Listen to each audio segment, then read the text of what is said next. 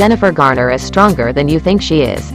The actress is the celebrity next door, our make it work, a list best friend, and a quiet killer who picks up the phone and calls just about anyone, even Senator Joe Manchin, for the right cause, who says nice girls finish last. In late July, a series of devastating floods ravaged eastern Kentucky and central Appalachia. Rescue efforts were complicated by battered infrastructure, and some 39 people died, including a father of 5 who stopped to help an injured driver before being swept away by floodwaters himself. It was the kind of tragedy you might see on cable news for a day before the camera trucks inevitably move on. Except Jennifer Garner wouldn't let them leave. Days after the floods, she was on the ground in Kentucky on behalf of the nonprofit Save the Children. Garner, who grew up just 200 miles away in West Virginia, appeared live from there on the Today Show and helped the organization get much-needed cash in the hands of parents while also helping teachers get their classrooms ready. "We have a lot of work to do," Garner told viewers, "but we will dig in." Garner, who turned 50 this year, has been digging in with Save the Children for nearly 15 years, first as an artist ambassador and then as a board member. She's an effective advocate for the same reason she's such an empathetic actor. Her inherent kindness makes you believe something better is possible. But anyone who thinks Garner is just nice, more on that word soon, isn't paying attention. What Garner didn't mention when she was on the air was that she had flown in at a moment's notice on a rare day off from filming an upcoming streaming series. "Jen had 24 hours, says Mark Shriver, the head of Save the Children. "I thought I was going to have to pitch her, because she's been working like crazy this year, but she said, 'We're past that, I'm going. I have a deal with myself. If I can go, I do.' Garner tells me, 'I was tired. It was 4 months straight of work. I was so excited about my day off.' What would she have done that day? She exhales. 'I don't even know. I would have seen girlfriends. I would have done laundry. I was so behind on everything, one day wouldn't have been a drop in the bucket.' So who cares? Long before TV's Alias made Garner a star 20 years ago, she had been an aspiring actress raised in Charleston, West Virginia, one generation removed from rural poverty in a middle-class family surrounded by it. "My mom grew up on a farm in Oklahoma. Her mom was brilliant at canning, at making something stretch, at finding a way to make it work," Garner says. "They would sell eggs on the corner to people driving by. My mom makes it sound like it was fun. Don't go making a sob story out of my life." But she lived in a house with no running water, her clothing made from repurposed calico feed sacks. Garner's mother Patricia, a teacher at a local college, and her father William, a chemical engineer, spent their life savings sending their 3 daughters to college. Yet they didn't flinch when Garner announced she was changing her major to theater. "They never tried to define my life for me," Garner says from her shabby chic home office in Los Angeles. "My mom was just like, 'Go ahead and study what you love. Then you'll figure it out.'" Garner doesn't take that freedom for granted. In a way, that security, that chance to explore, is what she hopes to give others now. When a mutual friend introduced her to Shriver, she committed on the spot. She said she didn't want to do something once a year and then not be seen again. She had done her homework, he recalls. She said, "I care about literacy and how it impacts rural America. That's where Save the Children has been since 1932. Save the Children services are extensive. The group offers early childhood education intervention in addition to providing medical supplies in the wake of natural disasters. But what sticks with you is the way Garner talks about the safe spaces the organization sets up, be it for Afghan refugees coming through Washington, D.C.'s Dulles Airport or children displaced from their homes by wildfires. When kids feel safe, they play, Garner says, and play is the most therapeutic thing that can happen for kids when they've been through something traumatic. They can release some of the tension, they can release the trauma in their bodies.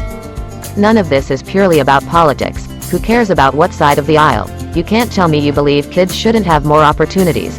And Garner has doggedly worked with Republicans like Senator Roy Blunt from Missouri as well as with Democrats including New Mexico Governor Michelle Lujan Grisham. Her relationship with West Virginia Senator Joe Manchin goes way back. Garner got through to him when he was governor in 2010, preaching the importance of investing in early childhood education, securing funding to bring Save the Children's resources to her home state for the first time. "Believe me, when anything's happening, the whole world calls me and says, 'Maybe you should try Joe Manchin,'" Garner says. "I'm like, I've got it, I'll talk to him. I'll talk to Lance, his chief of staff." If there's a guiding principle underlying her charitable work, it's the desire to level the playing field. That's why, in 2017, Garner co-founded Once Upon a Farm, a startup that sells fresh, cold-pressed, organic baby food, essentially creating a category that didn't exist. Once upon a farm's vitamin-packed pouches and bowls are now sold across the country. At Garner's urging, the company went a step further, working with state governments in Texas, Florida, and Michigan, among others, to make sure its products qualify for the WIC program, which helps feed low-income families. Everything is political, says Once Upon a Farm's Chief Executive Officer John Foraker, and he credits the expansion to Garner's refusal to take no for an answer. Last year she cut through some serious red tape to bring her two passions together. Once Upon a Farm and Save the Children pledged to provide 1 million meals to struggling children across rural America by the end of 2024. I used to think our competition was the Red Cross. Then I realized we all work together, Garner says. And that Save has a really unique and beautiful piece of the puzzle, which is specific to the little kids and to the nursing moms and to the mothers. Competitive isn't a word we often associate with Garner, though we should. Maybe a little bit, she says, before answering a question that hasn't been asked. I'm not competitive with other women, but I would be competitive on behalf of Save. When asked to name Garner's superpower, Shriver says she's incredibly nice, Nick. Now, that's a word you hear often when talking about Garner. When she appeared on Katie Couric's podcast, the episode was titled, Is Jennifer Garner Really As Nice As She Seems? Yes, Couric said. But nice is a funny word. It can be dismissive, though in Garner's case it arguably works in her favor, disguising a quiet killer who is willing to pick up the phone and call just about anyone for the right cause. With Garner, it's tempting to read into any crumbs she drops, partly out of curiosity but also because her fans really do feel as if they know her. Her Instagram feed has only cemented her good girl image. It's 1 part inspirational clickbait, 2 parts self-effacing mom jokes. Garner famously posted a video of herself clumsily emerging from a swimming pool alongside a hot throwback from Alias. While we were all stuck at home during the pandemic, she became our Make It Work avatar, memorably hosting the pretend cooking show on Instagram and YouTube, laughing as she bumbled through recipes for homemade biscuits or leftover chicken soup. She was one of us. And her fans could be forgiven for wanting to know what she was thinking when Ben Affleck, the father of her 3 children, remarried this summer, in a media circus that got way more attention than, say, the floods in Kentucky. Garner, who spent that weekend shopping at Sam's Club with her parents and her boyfriend, the Cali Group's CEO John Miller, has never commented on the wedding.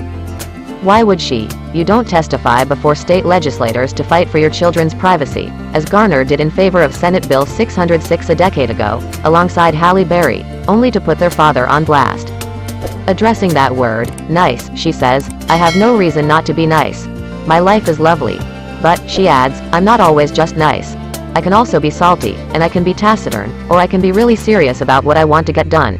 It's not that I feel I'm underestimated in that way. I'm not afraid to stand up for myself and say, just so you know, this isn't going to fly with me. When that happens, I don't want you to be shocked that I'm a real person. In April she did do something out of character. She threw herself a splashy 50th birthday party. I basically had a wedding for myself, she says with a laugh. I was so shocked that I was doing it. But her birthday fell on Easter weekend, and after she invited her sisters and her parents, well, it snowballed.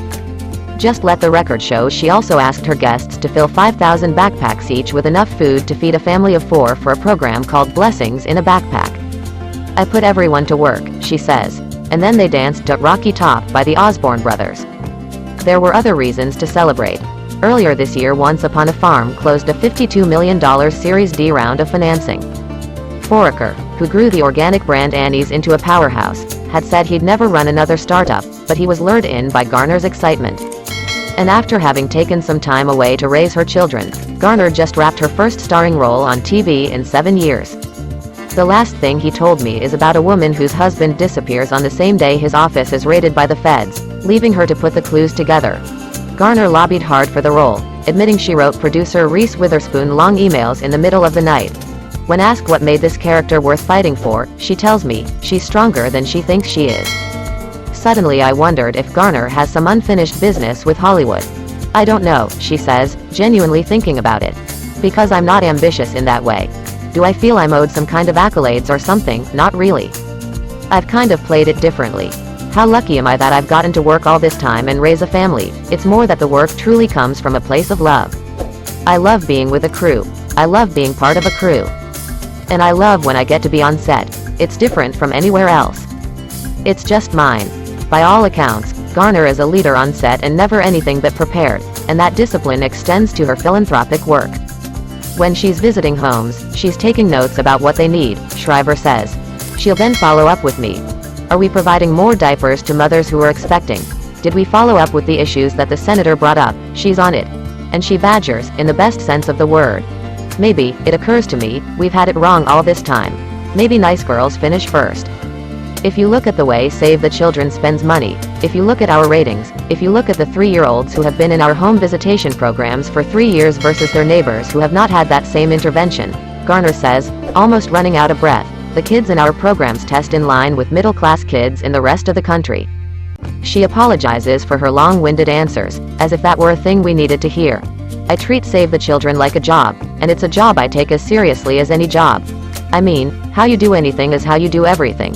That's how we present this content. Don't forget to like, comment, share and subscribe. For the support of our viewers, thank you.